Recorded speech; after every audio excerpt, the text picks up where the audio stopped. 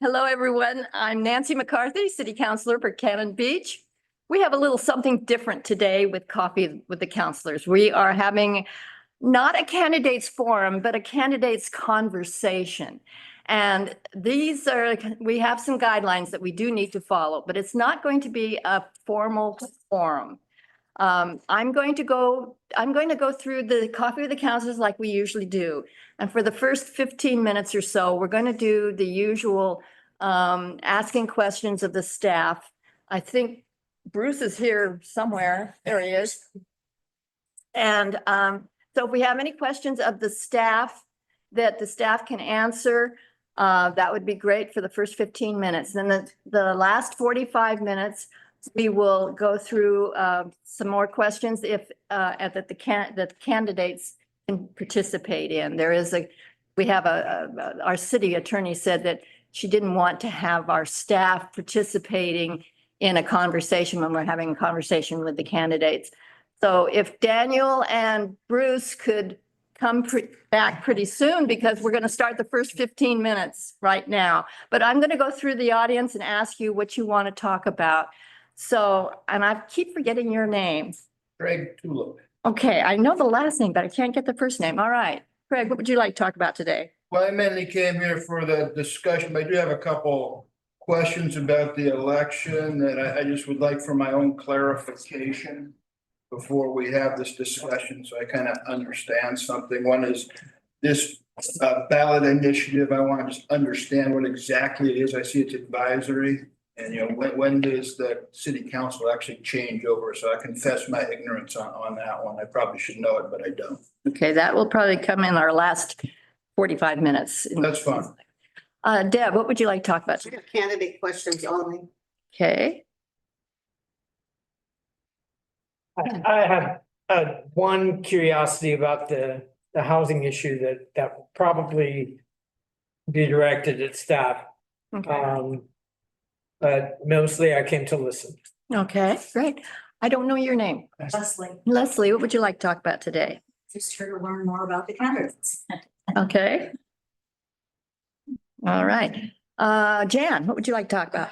Here to listen to the candidates. Okay. You don't want a bridge report today? I already got that last week, so. Okay. All right. And Lois, what would you like? Just confirmation from the court date for the wall issue. That hasn't happened yet? Meet the candidates. Okay, all right. Okay, so we can do those. Maria. Hi, Maria. Hi, I'm just here to listen. Okay.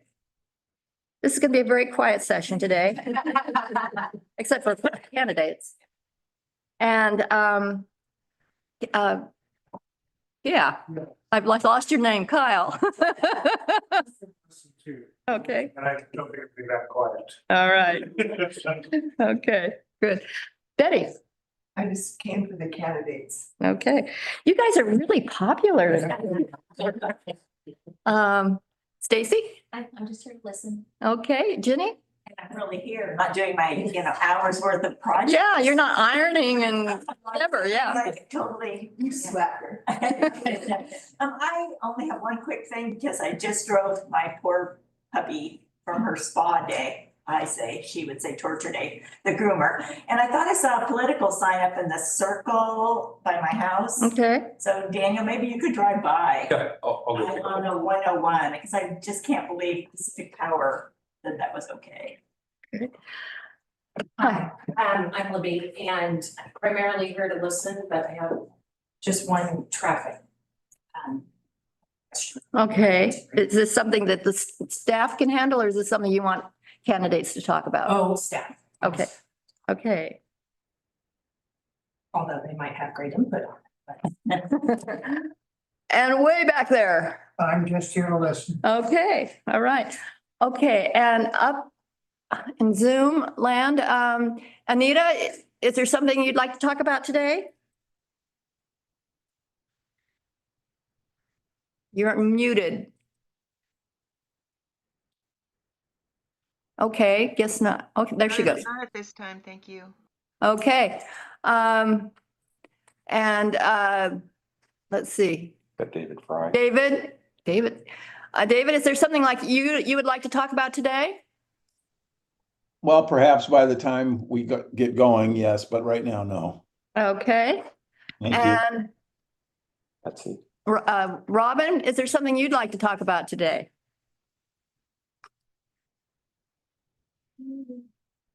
You're muted, Robin. Just here to listen, thank you. Okay, and Betsy, is there something you'd like to talk about? Well, I'm gonna throw something out just to have people start pondering it for a while. I know we have beautiful, clean air here almost all the time, but global warming is a horrible problem we're all facing now. And I'm wondering about the possibility of having a town no idling ordinance and also a no smoking ordinance. I know there's some towns I've been in that they just don't allow any smoking in their town, which I think would be wonderful, but I know that that wouldn't be well received by smokers. Anyway, just nothing to talk about today, just some ideas that I think about while I go around town and see people sitting in their idling cars, looking at their iPhones or their telephones, and I'm like, really? You need to be using all that gas just to look at your phone? Don't, anyway. That's my little local, that's my irritating gripe for today. Okay, well, let's go into some of the things that the staff can talk about. Do you have, Daniel, do you have an update on the wall? Yeah, court date should be the 23rd, so just coming up in 2 days. Okay, I thought it was the 25th of September. Yeah, the defendant asked for it to be rescheduled and the judge allowed it. Okay, so in a couple of days it is, so today is the 21st, so the 23rd? Yep. Okay, 23rd. Been a long haul. Oh, yeah. Okay, let's see, there was something else. Ginny asked about the political sign. Will you go around and take a look at that? Okay. And anything else that housing, Ken, what was your question about housing? There was been a lot of talk about housing and short-term rentals, and I wondered if we have any figures on how many houses have switched from private ownership to investors, corporate owned investing in private residences to turn them into rentals. To turn them into short-term rentals or into long-term? Short-term. Bruce, do you know anything about that? Where is Bruce? Bruce? There he is. He's hiding. Just in general, discussions I've had with Steve and with Jeff, is that we're losing permanent homes, but we're losing them to people that don't live here. Short-term rental? House. No, not short-term rentals. Oh, long-term or second homes? It's just somebody buys a house and then leaves it there. Second homes, as well as investments, I think. Yeah, but we don't know how many are corporate investors. Oh, Okay, yeah, I think that, the only way that I think you could figure that out maybe is by looking at the list. You go into the website, you go into the planning department. And then the planning department has a list of short-term rentals, all the addresses and all the owners. And you can tell somewhat by the owners because there's LLCs after their names. Right. That's a possibility, but I don't know. Even if it's a private individual who has invested in the property purely for short-term rentals, it's going to be very hard to sort that out. Yeah, I agree. But that's about the only thing we can probably tell right now. Okay, and Bruce, do you want to handle the question about no idling and no smoking and ordinance? Or maybe Lisa wants to talk about that. Well, I mean, we don't have an ordinance like that. I don't know the legality of it at this point. I think it's an interesting idea. But at this point, I know nothing, I haven't even thought about it. Yeah. So I don't know if you can do that. If you can make no smoking in a town. I guess there's certain towns. I think there are, I think, I want to say McMinnville, is that, did I hear? I'm curious to see how they do it, how they enforce it and how they, what the legality of it is. I think enforcement would be a huge issue. How are you going to enforce that with limited staff? And the other question, the beach. Smoke on the beach, where's Cannon Beach's authority end as far as the beach goes? Well, there was so many years ago, the state tried to stop smoking on the beach. It became a big issue. And they finally decided they couldn't do that. People were coming out against that. Yeah, Crazy. that one about marijuana. I don't know. Marijuana, or we're just talking about cigarettes? No, it was cigarettes. This is long before the marijuana. And then the proposal now for no smoking, does that include marijuana or is it just cigarettes? Are you gonna differentiate the one type of smoke and another? Marijuana is currently prohibited from being smoked in public. Yeah. So, Can somebody smoke it in their front porch? I wouldn't be entirely sure about that. Our other officers would. I mean, that's the other question, where smoking, does it stop on, can you smoke on your front porch or is it walking down the street? Where do you draw that line between your rights as a property owner and what the city might want? But yeah, I'm against smoke. I'm a non-smoker against smoking, so I understand the spirit and intent of it. I certainly agree with it, but it's the enforcement, where do personal rights end and the cities, take over? Yeah. And the idling thing, I think, is a really great idea. And on the idling, we do have a municipal code in our noise disturbance ordinance that prohibits idling for more than 15 consecutive minutes. Wow, but even up to That's a lot. 15 minutes is That's a lot. I think it's meant. You can pollute a lot of air I that think way. it's meant to more regulate like trucks doing deliveries, but it can still be applied to personal vehicles. And do you know if anybody ever gets fined because of that or? Primarily just warned and engine gets shut off. Okay, but people are paying attention then? Okay. Nancy, as far as the sign thing goes, that somebody asked, since we have Dan here right now, maybe he could just reiterate the sign policy, because Oh, I'm that would not be sure everybody great. knows what it is. Yeah. So for political signs, Yeah. where they're allowed, where they're not, how many are allowed, that kind of thing. Yeah, so on private property, you're allowed up to 2 of these accessory signs.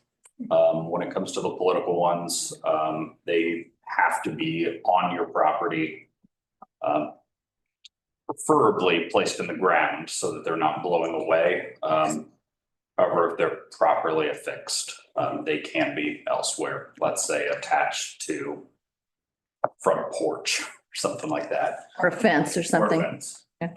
But yeah, just keep 2 signs and don't put them on the public right of way.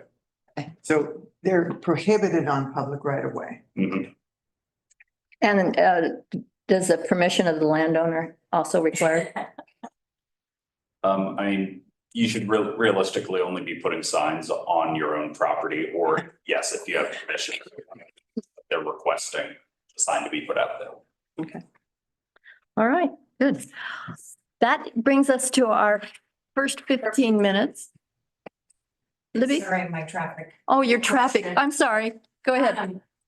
I live on the north end, the Fur and Fifth Street intersection coming off. I've always seen people blow through the stop there going out of town. I'm seeing an increasing amount of it coming into town.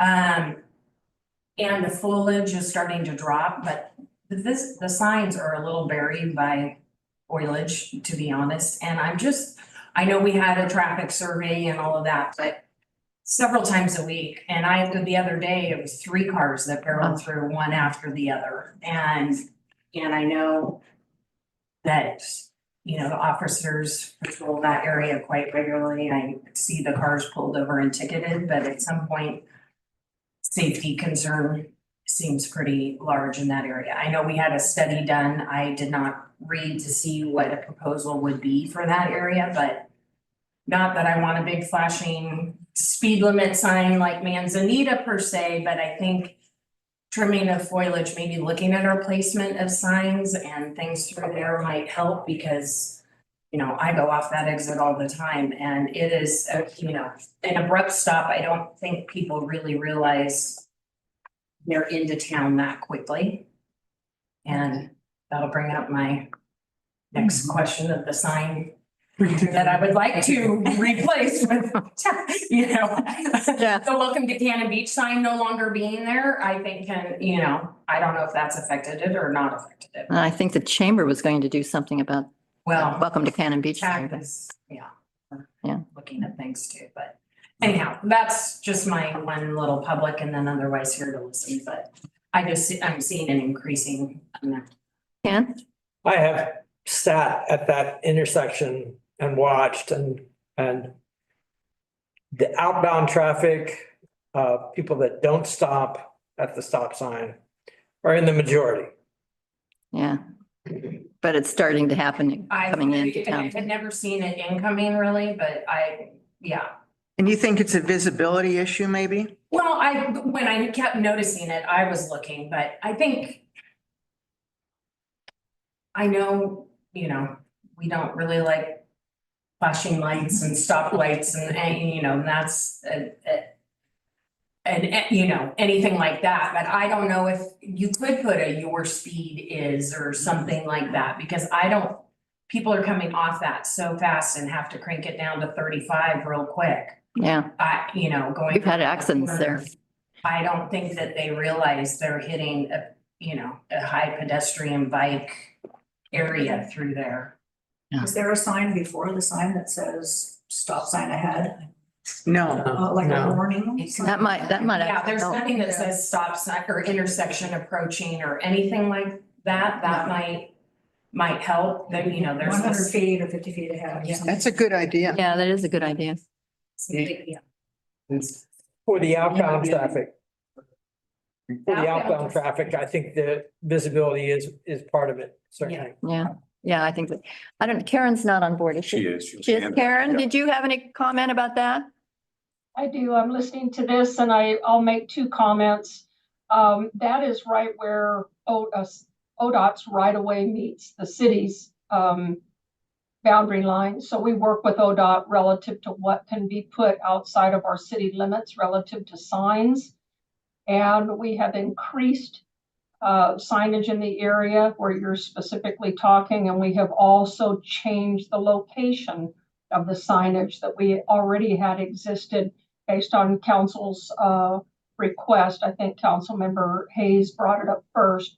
So we've done a myriad of things in that area to try to change people's behavior. And I think we're down to just pure enforcement. It just needs to be watched at certain times of the year where we see that behavior starting up again, where people just want to blow through that or they're going excessively fast. So I don't see us continuing to play the game of changing sign positions or what's out there or whatnot. We've done this now for 2 years and it hasn't changed the behavior.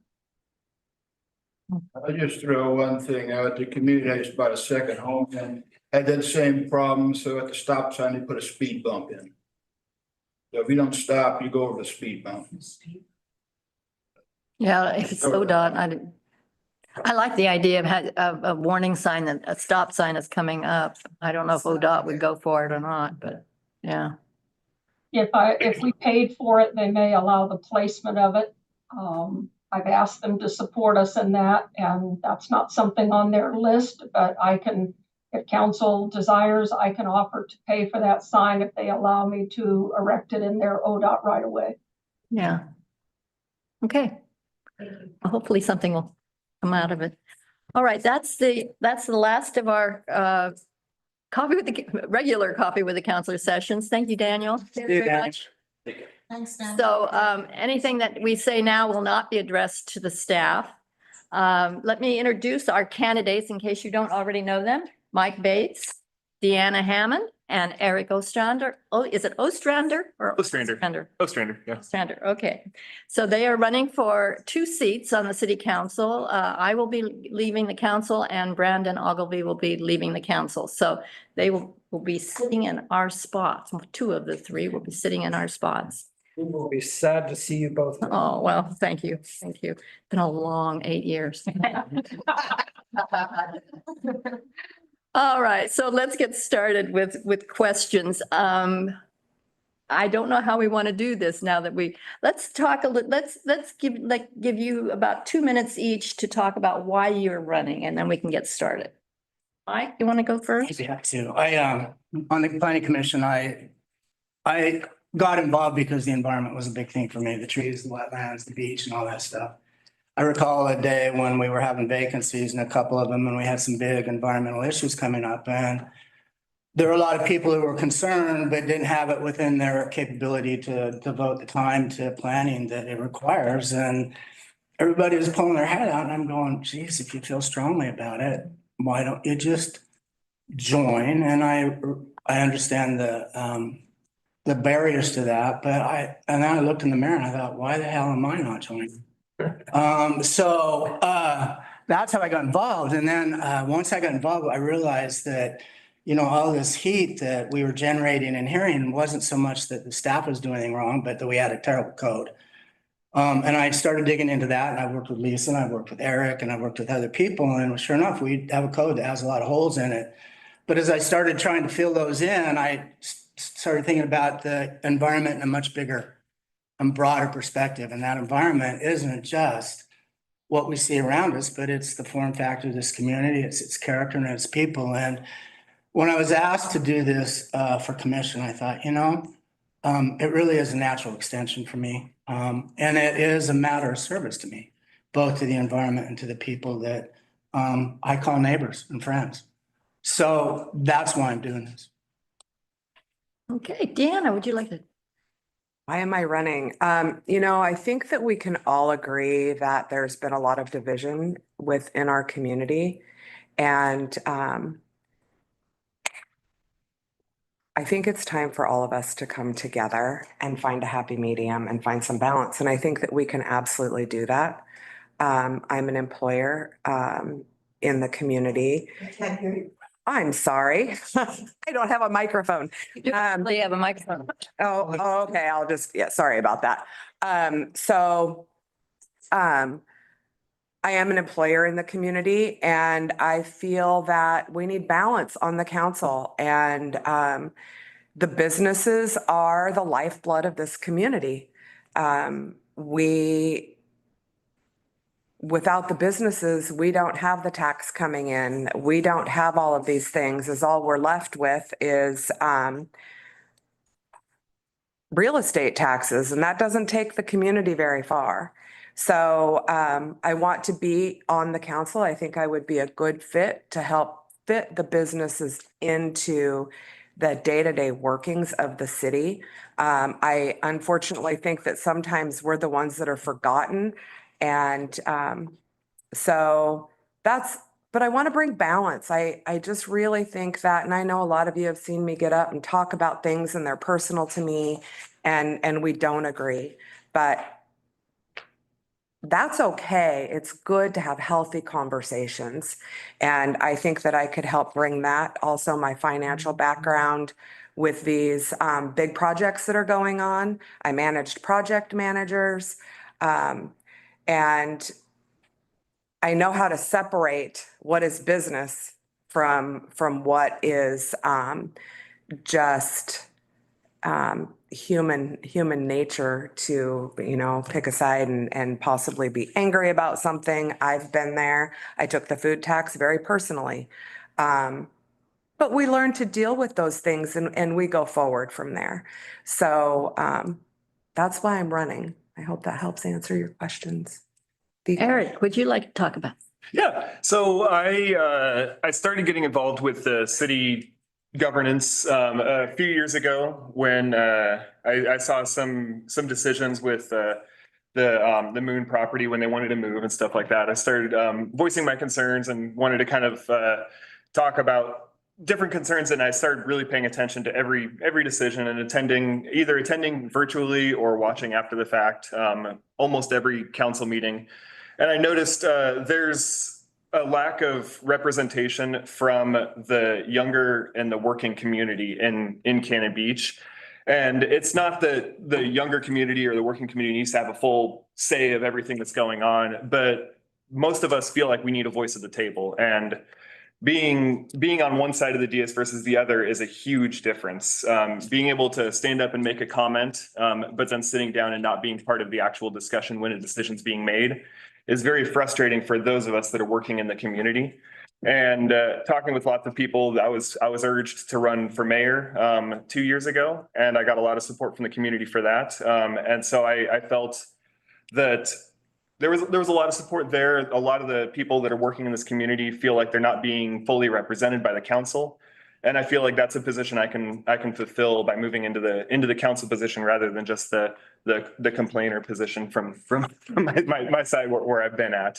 I have been on the planning commission for 2 years. I've really enjoyed the time, and I definitely recognize the amount of effort that it takes going through these 1,000-page packets. Or I think this week it's only like 60 pages. It's fantastic. It's a super short packet. It's amazing. But knowing that it takes a lot of time to go through this information, and city council faces all of these same things. Their packets are just as large. Their packets are more frequent than ours, as they're meeting more frequently than the planning commission.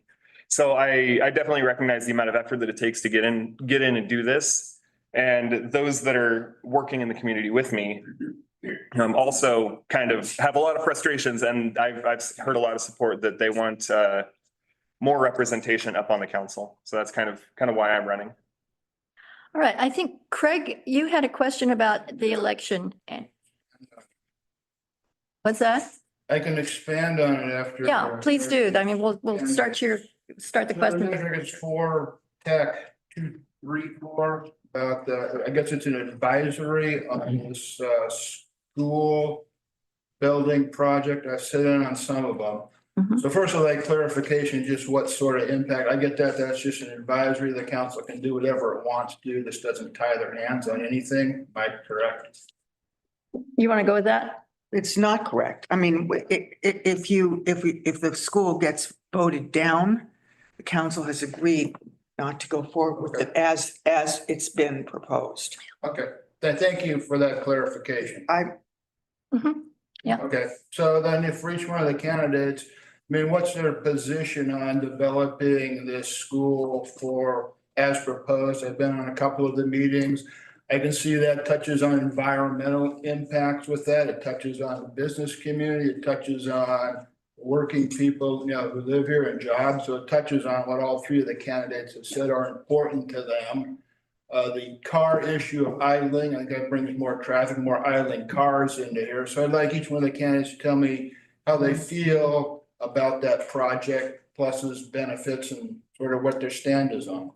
And I think for each question, we probably limit it to a couple of minutes each, because I think we're going to have quite a few questions and we only have a half an hour. So if you can summarize the whole issue. I'm not first. in 2 minutes. Yeah, I can go first. Yeah, so if it's voted yes, going forward, then the new seated council will be our objective. The objective of the seated council, if whoever the total 5 is to then go forward and make sure this project does what has been proposed and make sure it stays within its efficiencies going forward. And that's the way that goes. If it's voted no, the new seated council will need to go back to the community and come up with where are the cuts that need to be made in order to get buy-in from the community. Go to the community, find out where it is that the dissension is in the budget, in the scope, in the intention behind the building, in order to get the buy-in from the community that we didn't initially have if it does get voted down. I take you favor the development of that school. I'm more to what the position is on that. Oh, so I favor development, but not at the scope that's been proposed. Back in April of 23, CETA, the architect for it, proposed a number of different options that had a scale. There wasn't a lot of creativity within the options that were presented to council, but there were 4 options that were presented with four different price points, and the highest price point was the one that was decided upon by the council at that time. And so there have been options that were presented, and I would like to take a better look at some of these lower priced options that were presented explore those options a little bit better. Okay, Deanna. Deanna, you want? Going the opposite way, sure. So if any of you watched the forum the other evening, I indicated that I was a hard no. But what does that really mean? I think that it's an advisory to go forward with a smaller scope. We need to go forward. There will be construction no matter how the vote comes out.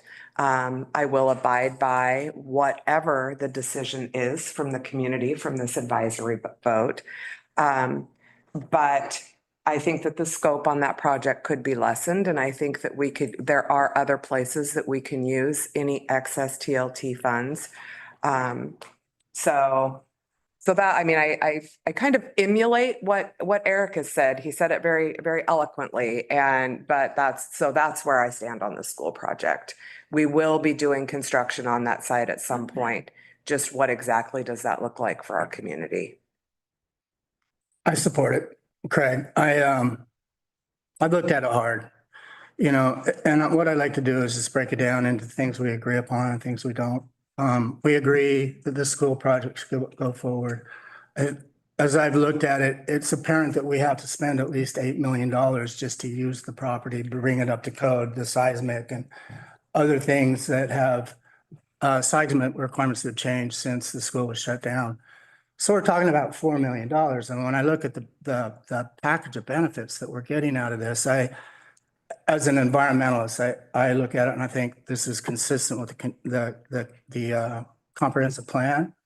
It's not only consistent, but it embodies the intent of the comprehensive plan. It brings in notions of sustainability through that museum. And I think for $4 million, it's a very good get and a facility that we're all going to be able to use. Everybody. This money, if it's not spent here, will be spent somewhere else. It has been spent somewhere else since TLT money was made available. Every year, 70% goes to the chamber spends it. Is that incorrect? What is incorrect, please? They don't get the whole 70%. Well, they get some part of it. It gets spent. They get a small portion of It it. gets spent. And whether we do this or not, the chamber will take that money and it'll get spent again. And the thing that I favor about this is that I get a tangible benefit of it. I see what is going to happen with that building, and I know what it's going to mean to the community. I know it's going to be the gathering place that it once was. And for $4 million, I think it's a very good investment. I appreciate the honest, straightforward answers from the candidates. Can I say something real quick?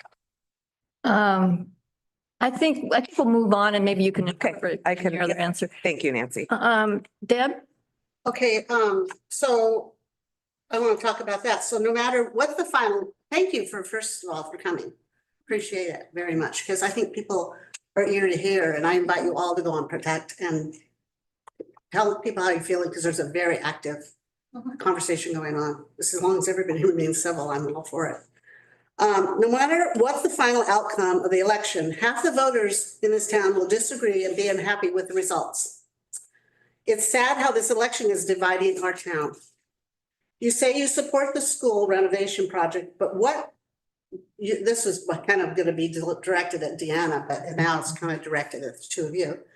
So you say you support the school renovation project, but want the cost to be much less. So what would you cut out of the current project to reduce the cost by millions of dollars? Please be specific. So since Deb is directing this, Deanna, go ahead. I will go ahead. So I think that is a lot of question to ask me to just come out here, and I don't have a set of plans in front of me. But I do know that first of all, I am going to circle back a little bit here real quick. One thing that I'm very concerned with the school project is when they start digging, which they will have to dig, what happens if they run into artifacts? Because the chances are pretty good that they will. And so that's a concern to me. Perhaps they won't, but a lot of the school isn't being saved. there's going to be a lot of rebuild. That was at a DRB meeting with the architects. So the murals can't be saved, the bricks can't be saved, several of the classrooms can't be saved. So I think this is going to be more of a rebuild than a refurbish. I also, there has been talk in the past, and someone can correct me if I'm wrong, but A-Trap has a presence at the city, but they're also going to have a presence at the school. That's what I've heard. Why do we need both places? So there are places I really feel that we can pare this down. I'm concerned about the food bank. I'm concerned about people not taking the food bank away, but I am concerned about how with the limited parking and the beautiful foyer or entryway, I can't think of what it's called right now, that people aren't going to be able to get in there and in a quick manner and get what they need. So, and that goes with deliveries, that goes for the patrons of the food pantry. So there are some places that there can definitely be some of the not artifacts, but just some of the enhancements to the project could probably be reduced and save a great deal of money there as well. So I think that it could be pared down very easily and still pay good homage to the indigenous people. Okay, I think there's a few. Yeah. Lisa, Wait, if you look at the plans first, before you make remarks about the food bank, I don't think you've looked at the plans because there's nothing in here that affects the food bank in any negative way. They are for it. Yeah. Oh, and I completely understand. That they are for it. I have heard concern throughout the community about how is that going to look with the parking and the parking lot being gone? It will be closed. The center will be closed Tuesday afternoon and Wednesday. Those will be our closed days so that the food bank has the whole run of property. I had not heard that, so thank you for clarification. So what is HF? You don't really haven't learned about the budget. Well, there's things that aren't necessarily always shared, and you can't, no. That's fine, that's fair. Okay, let's move on. I'm- Eric, I'm in- would you like to answer that question? Yeah, so I don't have any specifics right off the top of my head. It's kind of, as Deanna said, kind of hard to, without having the plans directly in front of me, to say, hey, we should cut X, Y, and Z, whatever it is.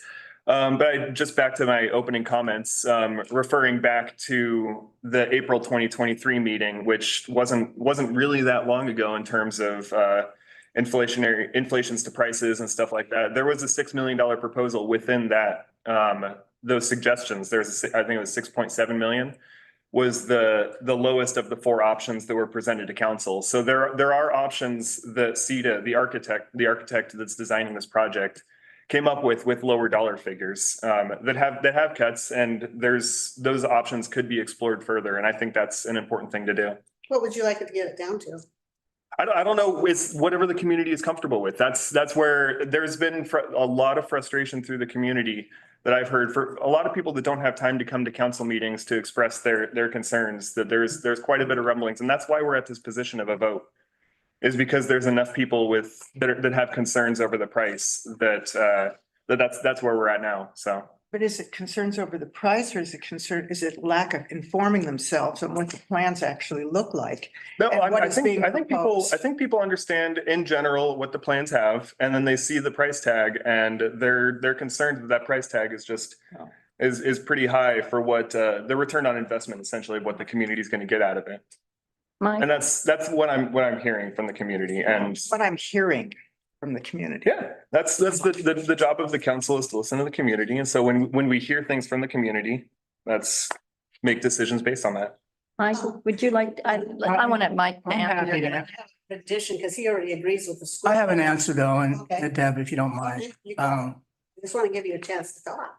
I don't think Deanna or Eric are wrong that people are concerned about the cost, but we've been talking about this for 4 years. It's, you know, and the council has had to listen to everybody's inputs, not just those who disagree. And I think they've made an informed decision based upon everybody's inputs to go ahead. And that is exactly what we not pay them, but elect them to do. To make an informed decision on behalf of all of us. After hearing all of the testimony through 70 meetings over multiple years, I don't think it's a good idea to say, well, let's go back and look at options again. It is the wrong time for that. We are where we are. We will have a vote. The citizens will decide. If I'm lucky enough to get your vote, I will adhere to abide by the decision of the city or the citizens. Let's move on. We have a lot of important issues. And that's what I'm trying to say is great. We got a vote. I really do appreciate the people who pushed it to a vote. Now we can put it behind us because we will know exactly what the citizens think. And that is my answer to that. Thank you. I just have that one quick comment, just to allay Dan's fears about the artifacts. It's my understanding that at one point before we even moved here, the ground was dug up to a certain degree. All of the artifacts being the ground have been cataloged and we know where they're at. And as long as we make sure that the developer or whoever is coming in is aware of where all the artifacts are, I don't think it'll be a problem at all. There was a study done as to, I mean, last summer, summer, or maybe the summer before, it's been so long. That to determine where if there were artifacts under the ground and where they were. So there has been some study done on that. There has been over 50 meetings with the tribes and Doug Dorr and the architects. Yeah, so they know where they are. So. Well, the footprint isn't really changing much. What's that? The footprint of the building isn't really. Oh, the footprint will not change. The classrooms will remain. The gymnasium will remain. There will be a 1,200 square foot lobby connecting the two buildings. There will be a lift to deliveries. And light into the building. What's that? A lift in Yeah, a lift. in the connecting portion between the two buildings. Yes. While you're mentioning those things, could you clarify for me at the time what at this time, what the proposed for the open space between the buildings and the river? Like at one point I had heard sort of an elaborate garden with fences to keep wildlife out, and I'm wondering now what is currently. It's not we've scaled back the garden. There's a there's a path through a garden that goes all around the creek. Lisa, you want to talk about that? The nature path that is Yeah. already at the Yeah. other side. Yeah, but there'll be an open field and there's going to be some a picnic bench or two and bandstand and circle pit for storytelling and so forth. But there will be a field there for people to use as well. I have a map of it if anybody wants one. I guess was my point is that it'd be so great if I'd like to see that when people vote, that they actually know what the project is that's proposed. And I'm feeling like I hear the word rumblings, I hear all these things being put out there that actually are not connected to the project. So I would say, please try and educate yourself on what the plans actually are. And then if it gets voted down, it gets voted down. But I'd love to think that it was an intelligent vote that was done with some knowledge rather than just based on rumblings in the community. All right, Ken? I have a question for Eric. There's everyone has consented to letting the voters decide. And there seems to be a loud voice from the hotel lobby that is supporting the no side of the argument. And my question really is, why would the hotels be so opposed to the expenditure? So the dollar figure that's being used to pay for this is money that the hotels, as it's our customers that are paying for this, that we believe this money could be better spent in the community to alleviate the concerns that the locals have, to be able to provide a better product. Cannon Beach, we refer to Cannon Beach as a product. It is the reason that visitors come, is for the community, for the gorgeousness of downtown, for the beach, for Haystack Rock. All of that stuff put together creates a product that we as lodging, the restaurants, the shops are able to sell as come to Cannon Beach because it's amazing, it's awesome, this fantastic place. So we as a lodging community, I can't speak on behalf of all of the lodging partners, but we think that there are better ways to spend this money that would be more beneficial if we had a slightly smaller scale on the school. It would open up more dollars for things like the trolley, things like working through some of the solutions within the TSP could be directed towards, this is something that's going to specifically help tourists find parking or find traffic flow, whatever it is. And all of those things can help alleviate interactions that us locals have to deal with trying to find parking at the post office or whatever it is that we're trying to do downtown that visitors are getting in the way of. Getting them out of our way helps them get to where they want to go faster and helps us get to do our stuff better. So that's kind of the biggest pushback that you're going to hear from lodging, is that there's better ways for us to spend this money. And there's also the duplication of services. So we've got a number of event spaces in town that aren't currently being used to their full potential. And there's a concern that it's going to be a public entity competing with a private entity. And there are some things that are going to be different at the school. Like we absolutely want to be able to use that gym for an indoor gym space, but there's concern of duplication of services. What's the private entity? Entities. What? I think that you are uniquely positioned as business owner, a worker in the city, a resident, and a voter. So I think that that a lot of the hotel lobby is controlled by people that don't live here. And I see a lot of force from the hotel lobby trying to tell people how to vote. That seems to be most concerned with the competition. And that's probably not realistic. And it's a shame for that to be, for they're trying to eliminate competition from the city itself. And I think that's just really a shame that they're trying to influence the election for those private interests. Anna and Mike, do you want to comment on that at all? I have a question for Ken. Okay. So you're talking about this entity that is lobbying. So I'm assuming that you're speaking of Orla? I don't know if Orla is behind the signage. I don't know how much Orla is doing, but I'm sure that Orla is concerned. Orla is not concerned about this for us. And they aren't. It is not something that they will even are ever entertained getting involved with.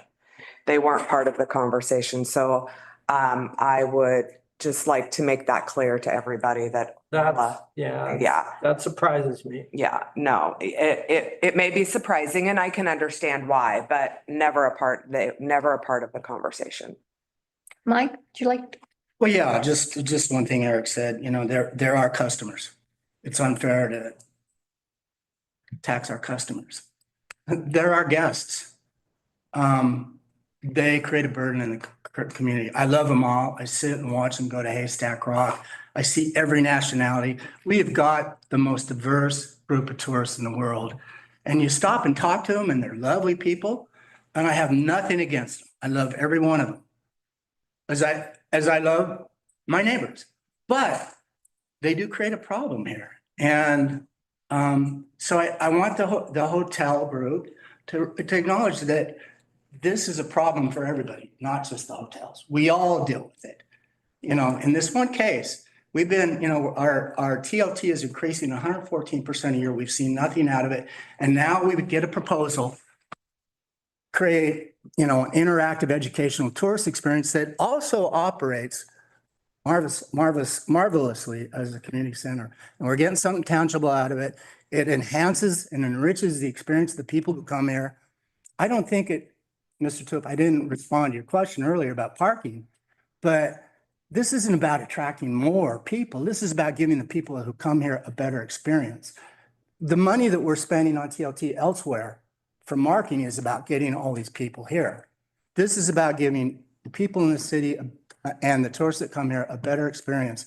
I don't think it's going to bring in more tourists. It's not going to bring you 300 groups of 300, not in the summer. Lodging is going to be our big limiting factor. And I've done a number of those groups. And you look for blocks of room at a low cost. And in the summer, that's not going to happen. We may get a few of those in the winter. And God forbid, that might actually help our business. So I'm very in favor of this thing, but I want everybody to understand that tourists don't belong to the hotels or to the businesses or the restaurants. They belong to all of us. We deal with them all every day. I'd like to switch the topic from NACUS to anything else. And if anybody on Zoom has a question, please raise your hand. I haven't seen anybody on Zoom raise a hand yet. So anything else but NACUS.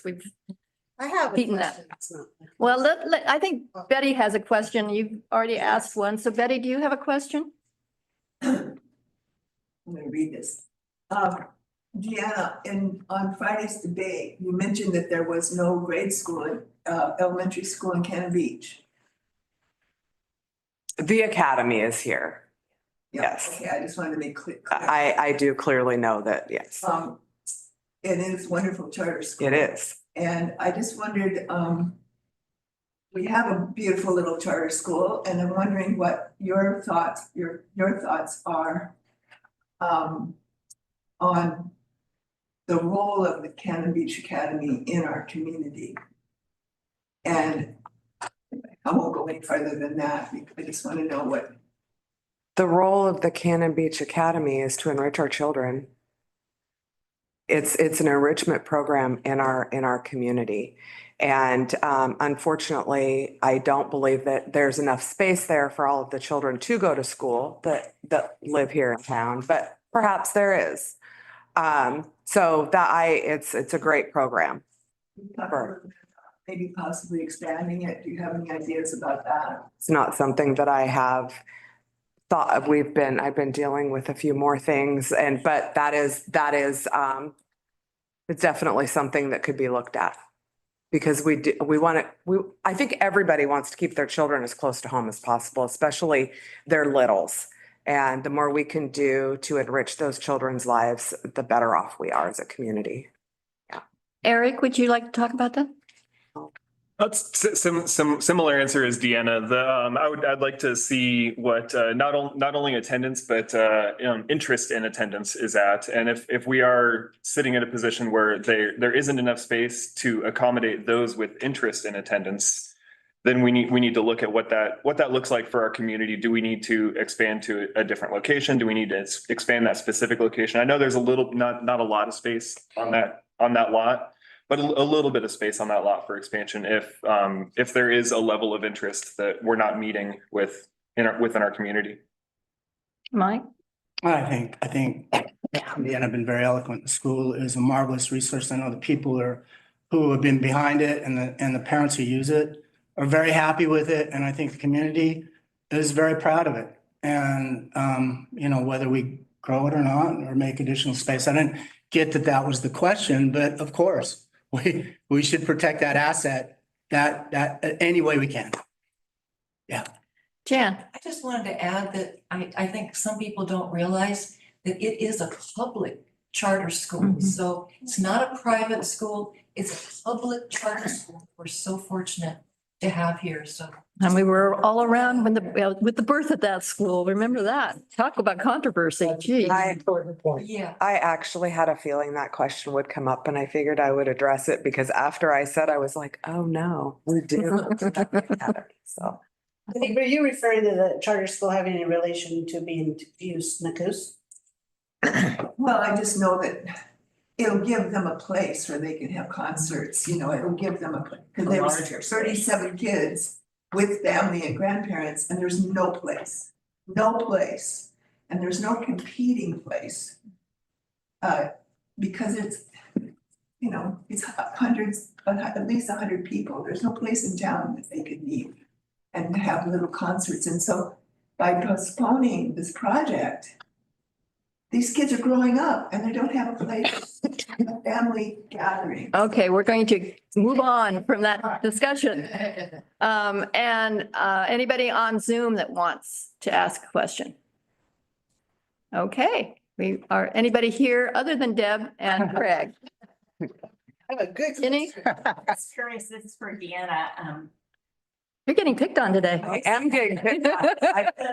city council as well as past city councils have come from like the planning commission, the budget commission, and hats off to Eric after the last election. He got on the planning, he's on the housing committee, some different things.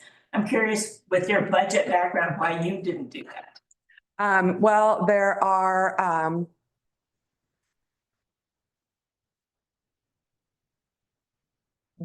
reasons that I have not applied, that I would be happy to talk with you, in a private setting.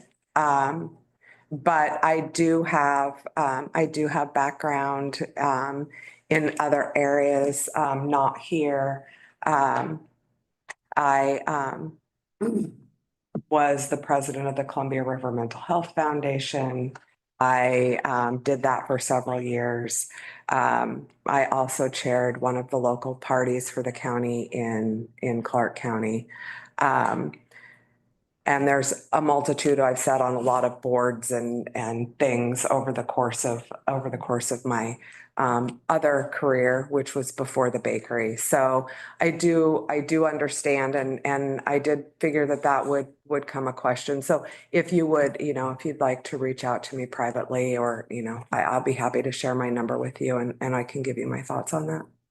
As I feel like that's something the city should make a requirement. What's that? Being on one of the big three committees, public. I wasn't on a committee because I was a reporter and I couldn't be on a committee because of conflict of interest. So the only committees I was on was Friends of Haystack Rock and the Farmers Market, but I wasn't on a planning commission or a budget committee. No. Pretty much everyone else has been, I think.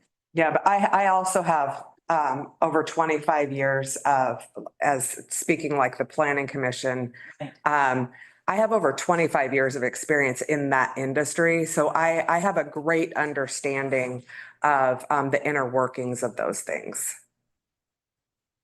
All right, we have very few minutes left. So I know Deb is just dying to ask a question. Can we go about 5 or 10 minutes over, Bruce? Sure. Okay, so go ahead, but keep it quick. I will, I'll try. Anyway, you've mentioned, everybody can answer this. You've mentioned that traffic and parking are concerns during the summer in Cannon Beach. You've also mentioned the TSP and how it's been shelved. What exactly do you think we should do to limit the number of cars in our town during the busy summer months? Paid parking, parking permits, or something else? And TSP, for those who don't know, is Transportation System Plan. So we did that, the council, we had approved that 2 years ago, something like that. Last term. So Mike, why don't you start on that? Oh, parking, yeah, parking's a wonderful question. I think there are a couple of them, housing and parking. They don't necessarily go together, and I'm not gonna talk about housing today, but parking. The nice thing about, well, first off, let's start with other communities around the world, the destination communities who are just getting overrun with tourism. And, the first one I think was Venice, and you kind of chuckled at their willingness to limit and whether they could pull it off. Sure enough, they did. They're figuring out a way to limit tourists, and they're doing it.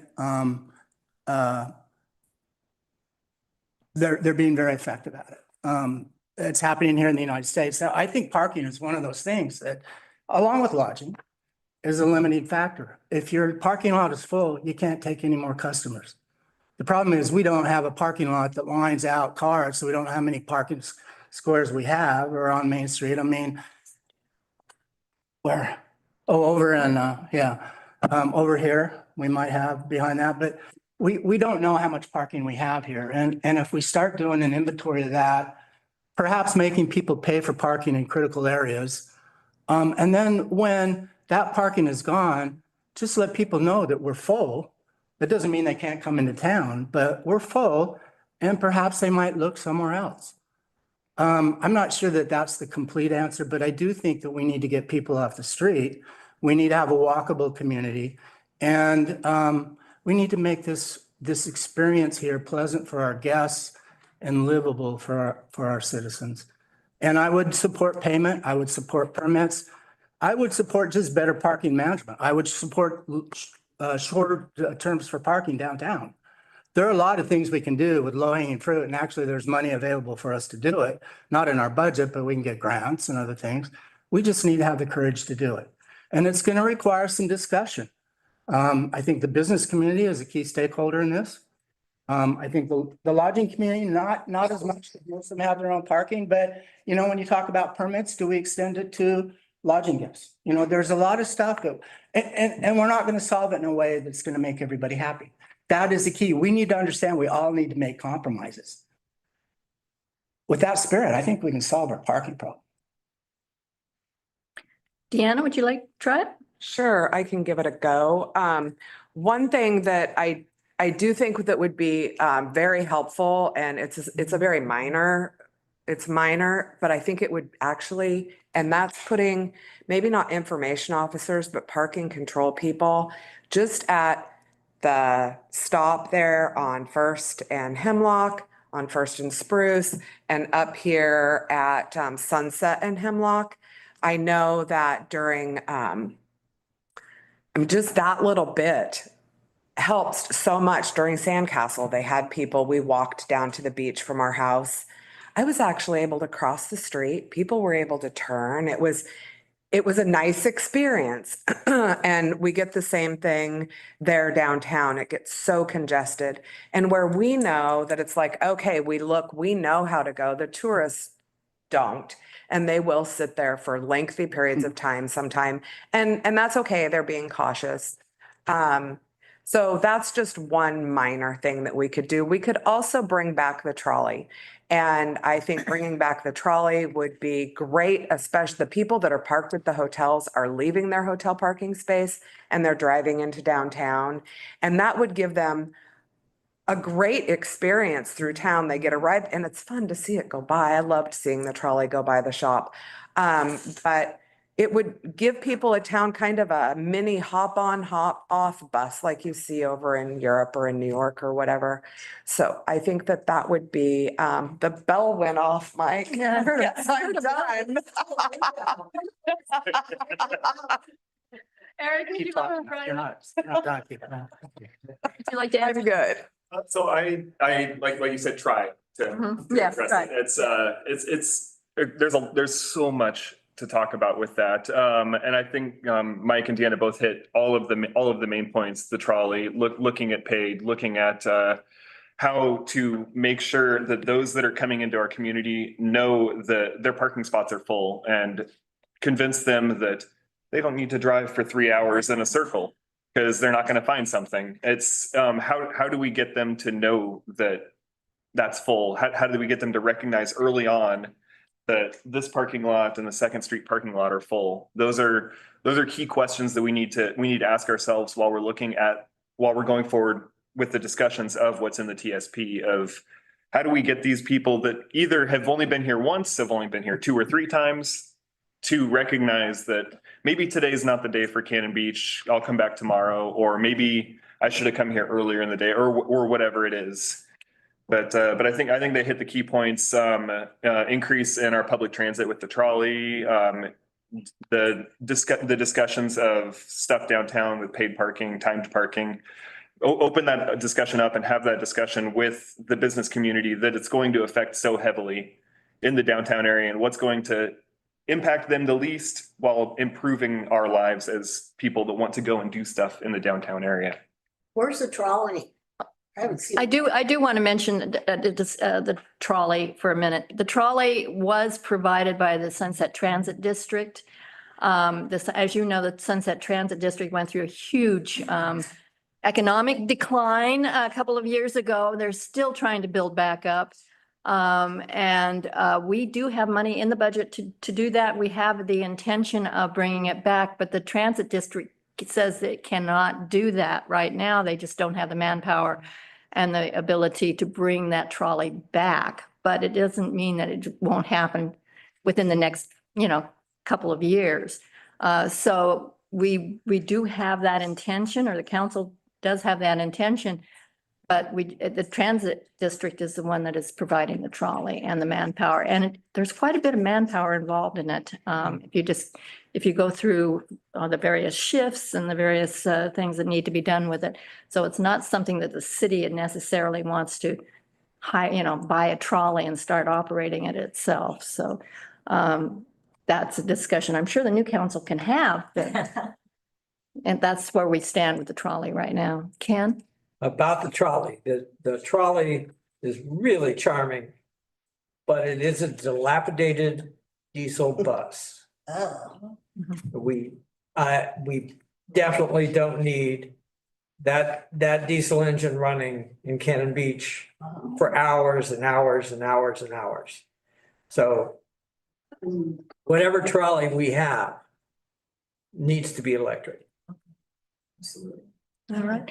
What I'm going to do is ask each of you to kind of do a little wrap up, and then I'm going to ask Lisa if she has any reaction to any of the comments that we have, and ask her because she hasn't been able to chime in, and I know she's been wanting to because she and I have been kind of looking at each other a lot.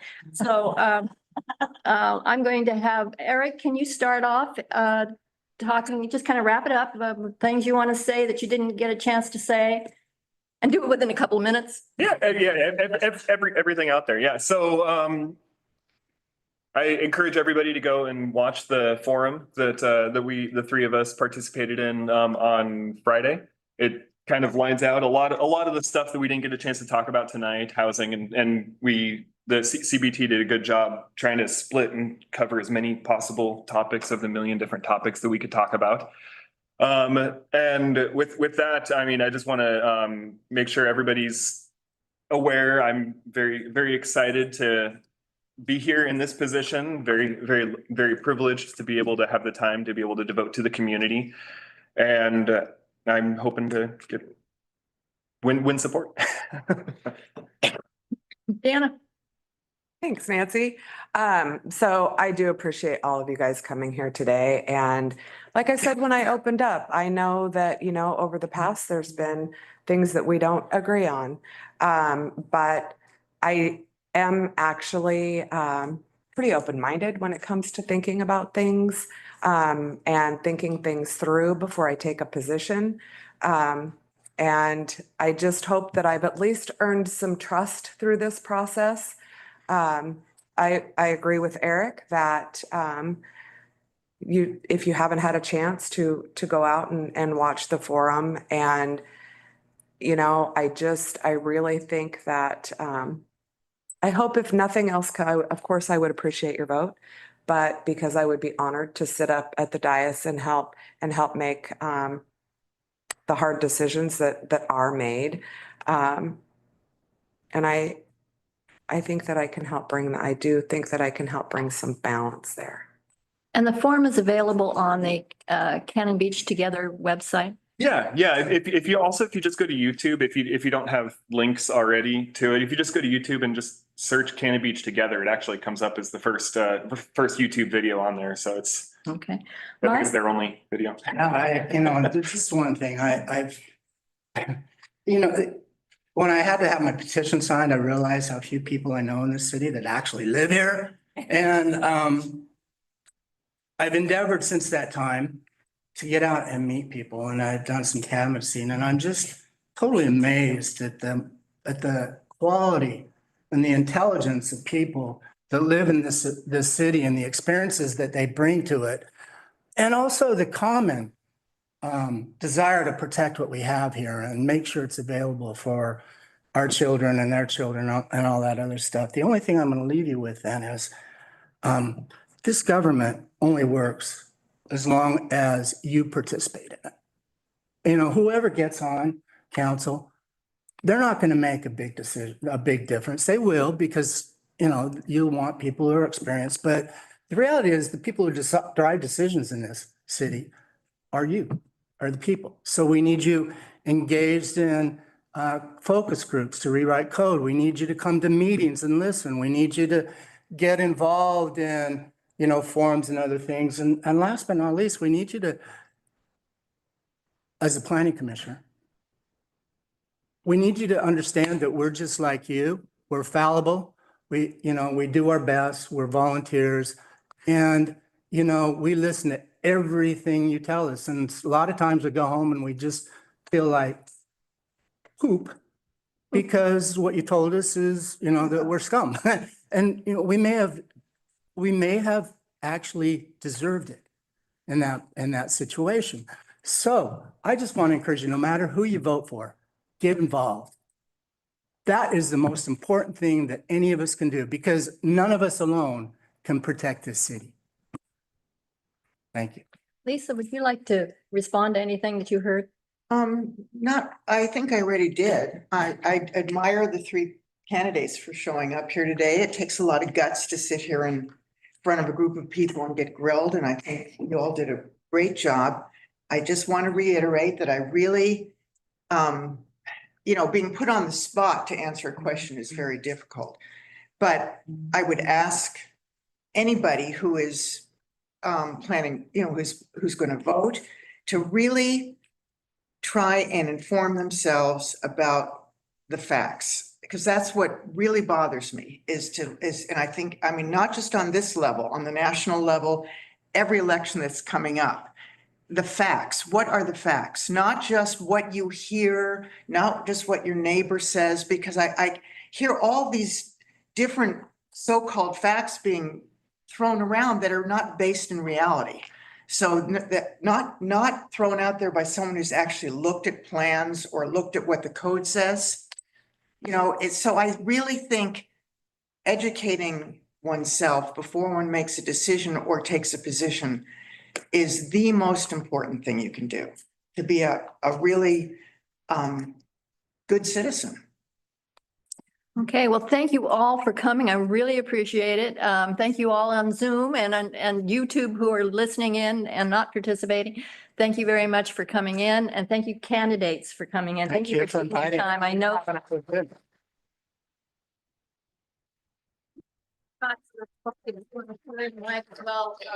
so I appreciate it. Oh, it's your day off. Okay. But Thank you all for running.